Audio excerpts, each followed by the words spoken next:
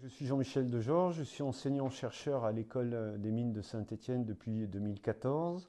Je dirige le département Management Responsable et Innovation, MRI, qui est composé de 8 enseignants-chercheurs sur 2 sites à Saint-Étienne et à Gardanne, où on travaille sur différentes dimensions des sciences de gestion, plusieurs disciplines, stratégie, marketing, finance, entrepreneuriat, innovation. Les domaines de recherche sont aussi variés, allant de différentes méthodologies qualitatives, quantitatives, mais également différents terrains, de la start-up à la grande entreprise.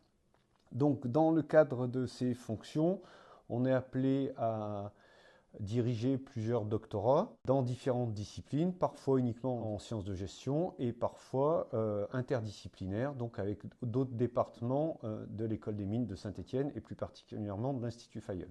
Dans le cadre de ces encadrements, on dépose des dossiers à la NRT pour des encadrements de thèses CIFRE. Donc on a quelques expériences à ce sujet. Le dossier à la NRT, c'est un dossier très complet qui se formalise et qui est une demande de prise en charge pour un encadrement de thèse, donc avant que la décision finale, finalement, d'encadrement de la thèse soit faite. Donc c'est un dossier très complet qui est assez lourd à remplir et qui a des vertus multiples, notamment à 2 niveaux. Le premier niveau, c'est sur la précision du sujet de recherche, et le second niveau, c'est plus sur le début de la relation et de la collaboration entre les encadrants ou l'encadrant et le doctorant.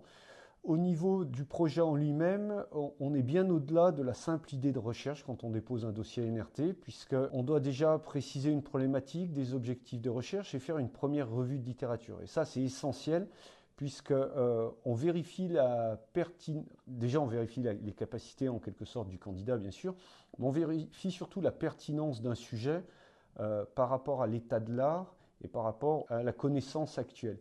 Et ça, c'est très important parce que ça peut permettre de marquer l'originalité du projet. Et ainsi, s'il est accepté par la NRT, c'est déjà une première reconnaissance de la pertinence de ce projet et de l'intérêt, que ce soit un intérêt en recherche fondamentale ou plutôt en recherche appliquée pour les différents acteurs du projet. La deuxième vertu, c'est sur la collaboration entre l'encadrant et le doctorant. Et là, c'est une vraie première relation. C'est un dossier qui s'écrit pas en une journée, donc ça signifie qu'on a déjà plusieurs rapports, aussi bien l'encadrant ou les encadrants, le doctorant et l'entreprise partenaire, ce qui permet de se connaître, de mieux envisager la collaboration future pour qu'il n'y ait pas de surprise à ce niveau-là. On demande en quelque sorte un peu au doctorant de savoir faire de la recherche avant finalement d'entamer vraiment son parcours doctoral. Donc ça, c'est une difficulté, mais ça permet aussi d'affiner. On le tourne facilement en opportunité, à mon avis. Voilà pour les principaux éléments sur la NRT.